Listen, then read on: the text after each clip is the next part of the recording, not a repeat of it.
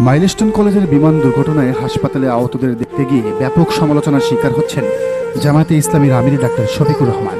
BNP বিশেষ করে ছাত্রদলের নেতাকর্মীরা তাকে গালিগালাজও করছেন প্রকাশ্যে সোশ্যাল মিডিয়ায়। বিষয়টি নিয়ে নিউজ করেছে বিবিসির মতো মিডিয়া। জামাত আমিরকে বলা হচ্ছে ফুটেজখোর। কিন্তু এই সমালোচকরা কি জামাত আমিরের অতীত জানেন? না জানলে মনে করিয়ে দিই। পঞ্চগড়ে যখন লঞ্চ ডুবে ৮০ জন মানুষের মৃত্যু হলো, ডাক্তার শফিকুর রহমান সেখানে ছুটে গেলেন। প্রত্যেক পরিবারকে কোনো ফুটেজ ছাড়াই ২৫ লক্ষ টাকা সমানভাবে ভাগ করে দিয়ে আসলেন। সেখানে একজন এতিম শিশুর সারা জীবনের দায়িত্ব নিলেন। চট্টগ্রামের অগ্নিকাণ্ডে নিহতদের সাথে সাথে দেখতে গেলেন। নিহতদের পরিবারে ৫০,০০০ করে কয়েক লক্ষাধিক টাকা দিয়ে আসলেন কোনো মিডিয়ার কাভারেজ ছাড়াই। সিলেটের বন্যায় সবার আগে ডাক্তার শফিকুর রহমান চলে যান। সিলেটবাসীর ভয়াবহ বন্যায় মানবিক হৃদয় নিয়ে দলীয় ফান্ড থেকে প্রায় ১০ কোটি টাকা ব্যয় করেন তিনি। কোনো মিডিয়াতে আসে নাই এগুলো। জুলাই শহীদদের পরিবারের পাশে ডাক্তার শফিকুর রহমান ছুটে গেলেন। প্রত্যেক শহীদের পরিবারকে ২ লাখ করে টাকা দিলেন।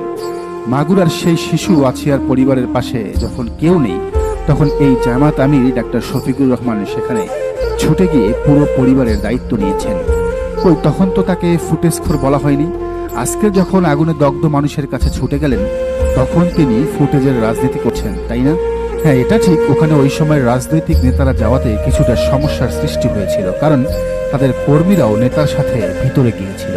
কিন্তু জামাত আমিরের ব্যাপারটি ছিল পুরোপুরি ভিন্ন।